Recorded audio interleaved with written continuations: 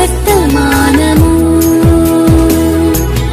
వినుమా ప్రియ నేస్తమా, విని నీవు ప్రభుని విశ్వసించుమా. వినుమా ప్రియ నేస్తమా, విని నీవు ప్రభుని విశ్వసించుమా. Praise the lord. దేవునికి స్తోత్రం. అనుదిన మన్నా అనే ఈ ఆధ్యాత్మిక కార్యక్రమాన్ని వీక్షిస్తున్న ప్రియ సోదరి సోదరులరా, మన ప్రభువును రక్షకుడునైన యేసు క్రీస్తు అతి శ్రేష్టమైన నామములో మీ అందరికీ శుభాలు వందనాలు తెలియచేయుచున్నాను. ఈ శ్రేష్టమైన సమయంలో దేవుని పరిశుద్ధ గ్రంథంలో నుండి యెషయా గ్రంథం 30వ అధ్యాయం 18వ వచనం, మిమ్మును కరుణింపవలెనని ఆయన నిలువబడి ఉన్నాడు. ప్రభునందు ప్రియ దేవుని యొక్క బిడ్డలారా, ఈ లోకములో ఒక వ్యక్తి సమస్యలలో ఉన్నప్పుడు, బాధలలో ఉన్నప్పుడు, ఆర్థిక ఇబ్బందులలో ఉన్నప్పుడు, బలహీనుడిగా ఉన్నప్పుడు, దిక్కు తోచని సమయంలో ఒక వ్యక్తికి ఉండే ఆలోచన ఏమిటి అని అడిగితే, ఎవరైనా నన్ను కరుణిస్తే బాగుండును అని కరుణించే వారి కొరకు, కనికరపడే వారి కొరకు, జాలిపడే వారి కొరకు ఎదురు చూస్తూ ఉంటారు. అయితే ఈ లోకంలో అటువంటి క్లిష్ట పరిస్థితులలో ఉన్నటువంటి వ్యక్తుల మీద కనికరపడే వారి లోకంలో ఎవరూ లేరు. పరిశుద్ధ గ్రంథంలో యేసు ప్రభు వారు ఒక ఉపమానాన్ని చెప్పారు. ఒక మనుషుడు యెరూషలేము నుండి యెరికో పట్టణానికి దిగి వెళ్ళిపోతా ఉన్నారు. ఆ వ్యక్తి దొంగల చేతికి చిక్కాడు. వారు అతనిని కొట్టి అతని దగ్గర ఉన్నవన్నీ దోచుకొని కొరప్రాణంతో విడిచిపెట్టి వెళ్ళారు. ఆ రోడ్డు ప్రక్కనే పడి ఉన్నటువంటి వ్యక్తి మూలుగుతూ కరుణించే వారి కొరకు, సహాయం చేసే వారి కొరకు ఎదురు చూస్తూ ఉన్నాడు. ఈలోపు ఆ మార్గం గుండా ఒక యాజకుడు వచ్చాడు. అతన్ని చూచాడు కానీ అతని ఎడల కనికరపడలేదు, ప్రక్క నుండి వెళ్ళిపోయాడు. లేవీయుడు వచ్చాడు. అతడు కూడా అలాగే ప్రక్క నుండి వెళ్ళిపోయాడు. కానీ మంచి సమరయుడు వచ్చాడు. అతనిని చూచి అతని మీద జాలిపడి, అతని మీద కనికరపడి తన వాహనం మీద నుండి దిగాడు. అతని దగ్గరకు వెళ్ళాడు. అతని గాయములను కట్టాడు. తన వాహనం మీద ఎక్కించుకొని అతనిని తీసుకుని వెళ్ళాడు. ప్రియ దేవుని బిడ్డలారా, జాగ్రత్తగా గమనించండి. నిజమే, మన జీవితంలో పడిపోయి ఉన్నప్పుడు, కృంగిన పరిస్థితులలో ఉన్నప్పుడు ఏ ఒక్కరూ మనకు సహాయం చేయరు.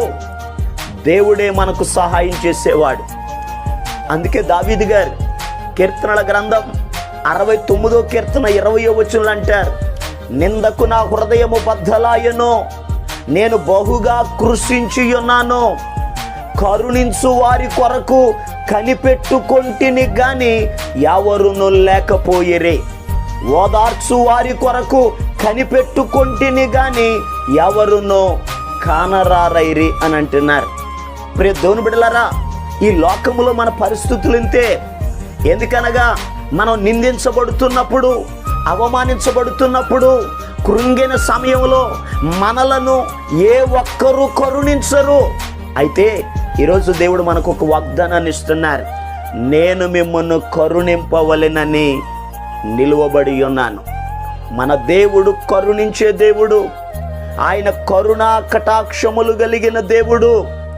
దేవుడు మోషేతో చెప్తున్నారు, మోషే, నా మంచితనమంతయు నీ ఎదుట కనుపరిచేదను, యెహోవా అను నామము నీ ఎదుట కనుపరిచేదను, నేను కరుణించు వారిని కరుణించేదను. మన దేవుడు కరుణించే దేవుడు. ఈరోజు ఈ మాటలు వింటున్న ప్రియ దేవుని బిడ్డలారా, నీ జీవితంలో కూడా ఒకవేళ దావీదు వలె నిందించబడుతూ ఉన్నావేమో, కృంగిన పరిస్థితిలో ఉన్నావేమో, కొట్టబడి ఉన్నావేమో, దిక్కుతోచని స్థితిలో ఉన్నావేమో, ఏ ఒక్కరూ కరుణించక కృంగిన పరిస్థితులలో ఉన్నావేమో, ఈ రోజు నాడు నిన్ను కరుణించడానికి దేవుడు నిలిచి ఉన్నాడు. ఆయన నీ వైపు చూస్తున్నాడు, నీ ఎడల జాలి పడుతున్నాడు. తండ్రి తన కుమారుల ఎడల జాలిపడునట్లు యెహోవా తన యందు భయభక్తులు గల వారి ఎడల జాలిపడునని వాక్యంలో రాయబడి ఉంది. ఆయన నీ ఎడల జాలిపడి కనికరపడేటటువంటి దేవుడు. అయితే ఈ శ్రేష్టమైన సమయంలో దేవుడు మనలను కరుణించాలి అని అంటే ఈరోజు మనం ఏం చేయాలో ఒక 2 విషయాలు పరిశుద్ధ గ్రంథంలో నుండి జాగ్రత్తగా మనం దేవుని మాటలను ధ్యానం చేసుకుందాం. చూడండి, ద్వితీయోపదేశ కాండం 5వ అధ్యాయం 10వ వచనములో ఈ రీతిగా రాయబడి ఉంది, నన్ను ప్రేమించి నా ఆజ్ఞలు గైకొను వారి విషయములో 1000 తరముల వరకు కరుణించువాడనయ్యున్నాను. ప్రియ దేవుని బిడ్డలారా, ఎవరైతే దేవునిని ప్రేమిస్తారో ఆ ప్రేమించే వారిని ఆయన కరుణిస్తాడు. దేవుని ప్రేమించుట అనగా 1 యోహాను రాసిన పత్రిక 5వ అధ్యాయము 3వ వచనంలో రాయబడి ఉంది, మనమాయన ఆజ్ఞలను గైకొనుటయే దేవుని ప్రేమించుట. ఎవరైతే ఆయన ఆజ్ఞలను గైకొంటారో, ఆయన వాక్యమునకు విధేయులవుతారో, ఆయనకు లోబడతారో, ఆయన మాటను వింటారో, అటువంటి వారిని ప్రభు కరుణిస్తారు. ఈరోజు ఈ మాటలు వింటున్న ప్రియ దేవుని బిడ్డలారా, దేవుడు మనలను కరుణించాలి అని అంటే మనము దేవుని మాటను వినాలి, ఆయన మాటకు లోబడాలి, ఆయన వాక్యానుసారంగా జీవించాలి. ఎవరు ఈ యొక్క వాక్యమును ధ్యానిస్తారో, చదువుతారో, అనుసరిస్తారో, పాటిస్తారో వారిని ప్రభువు కరుణిస్తారు. కనుక ఈరోజు ప్రియ దేవుని బిడ్డలారా, దేవుని వాక్యాన్ని చదవండి, ధ్యానించండి, అనుసరించండి, దేవుడు మిమ్మలను కరుణిస్తారు. మరి ఇంకొక మాటను పరిశుద్ధ గ్రంథంలో నుండి ధ్యానం చేద్దాం. యెషయా గ్రంథం 30వ అధ్యాయం 19వ వచనంలో ఈ రీతిగా రాయబడి ఉంది, ఆయన నీ మొర విని నిశ్చయముగా నిన్ను కరుణించును. దేవుడు మనలను కరుణించాలి అని అంటే దేవునికి మనం మొరపెట్టాలి. ఎవరైతే మొరపెడతారో, మొరపెట్టేటటువంటి వారిని ఆయన కరుణించే దేవుడు.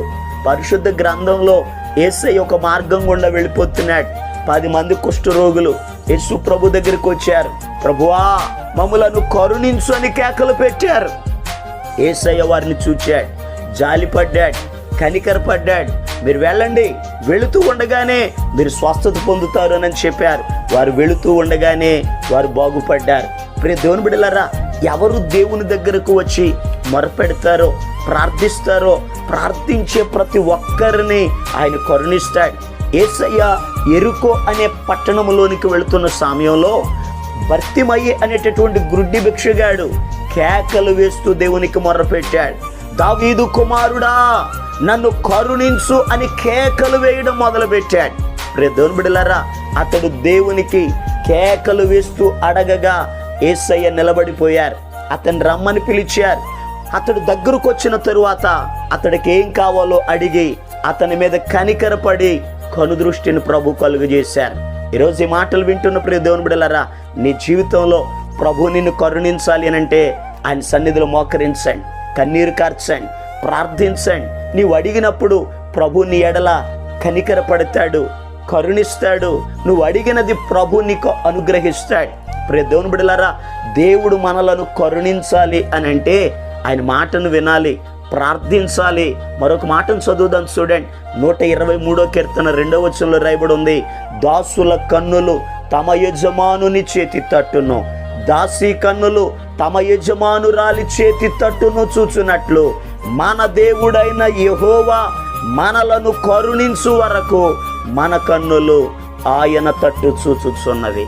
ప్రియ దేవుని బిడ్డలారా, ఎవరైతే దేవుని వైపు చూస్తారో, ఎవరైతే దేవుని మీద ఆధారపడతారో, ఆయనను ఆశ్రయిస్తారో అటువంటి వారిని ఆయన కరుణిస్తాడు. ఈ శ్రేష్టమైన సమయంలో మాటలు వింటున్న ప్రియ దేవుని బిడ్డలారా, దేవుని మాటను వినండి, ప్రార్థన చేయండి, దేవుని మీద ఆధారపడండి.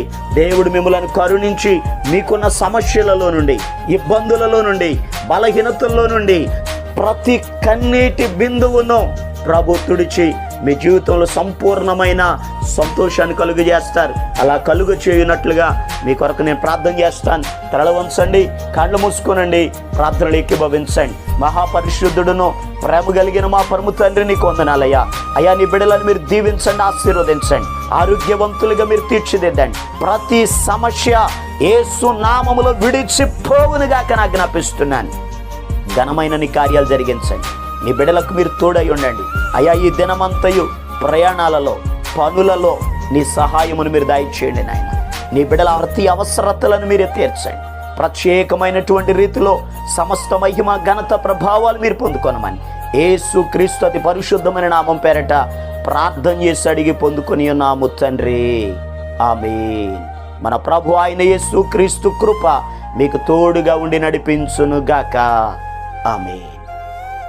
ఈరోజు పుట్టినరోజు మరియు పెళ్లి రోజు జరుపుకుంటున్న వారికి సీసలి మన్నా చర్చి తరపున మా కుటుంబ పక్షముగా మీకు శుభాలు తెలియపరుస్తున్నాం. May God bless you. దేవుడు మీకు తోడుగా ఉండి మిమ్మల్ని ఆశీర్వదించునుగాక. దయచేసి గమనించండి, మీ కొరకును మీ కుటుంబం కొరకును దేవుడు మిమ్మలను అభివృద్ధి పరచాలని నిత్యము మేము ప్రార్థన చేస్తున్నాం. ఏమైనా ప్రార్థన అవసరతలు ఉన్న యెడల ఈ స్క్రీన్ మీద కనబడుతున్న నెంబర్కి ఫోన్ చేసి తెలియపరచండి. ప్రియ దేవుని బిడ్డలారా, అనుదిన మన్నా అనే ఈ వర్తమానాలు మీ స్నేహితులకు, మీ బంధువులకు కూడా షేర్ చేయండి. మన్నా చర్చ్ సీసలి అనే ఈ యూట్యూబ్ ఛానల్ను సబ్స్క్రైబ్ చేయండి. అందరికీ వందనాలు. నీ సన్నిధానములో సంపూర్ణ సంతోషం, ఆరాధించుకొనే విలువైన అవకాశం. నీ సన్నిధానములో సంపూర్ణ సంతోషం, ఆరాధించుకొనే విలువైన అవకాశం. కోల్పోయినవన్నీ నాకు ఇచ్చుటకును, బాధల నుండి బ్రతికించుటకును. కోల్పోయినవన్నీ నాకు ఇచ్చుటకును, బాధల నుండి బ్రతికించుటకును. నీవే రాకపోతే నేనేమైపోదును.